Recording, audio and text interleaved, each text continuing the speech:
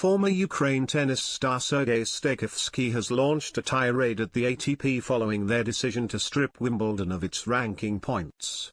Stakhovsky claims the ATP's stance shows they are on the side of invaders and murderers. Wimbledon has continued to stand firm in its position that Russian and Belarusian players will be banned from the tournament due to the ongoing invasion of Ukraine. World number 2 Daniil Medvedev will therefore be one of those to sit out of the competition at the All England Club. The ATP Tour announced on Friday that ranking points will now be removed from this year's tournament.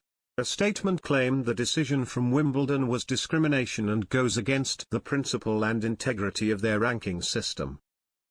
However, Stakhovsky has reacted angrily to the decision on his Twitter account. The 36-year-old, who retired from tennis earlier this year and joined the Ukrainian army in March, claims players have felt sorry for the Russian and Belarusian athletes and have not condemned the war in Ukraine. Stakhovsky wrote, "To say that I am disappointed in ATP Tour would be understatement. Never would expect that anyone can stand on the side of invaders and murderers. But it seems to me that even my fellow players feel sorry for invaders and collaborants from Rus/BLR. Players which in 85 days were not able to produce any clear message of condemnation of invasion into Ukraine.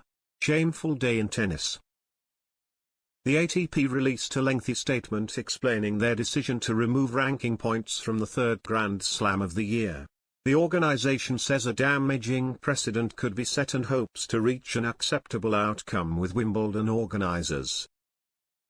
The statement in full read, "The ability for players of any nationality to enter tournaments based on merit, and without discrimination, is fundamental to our tour.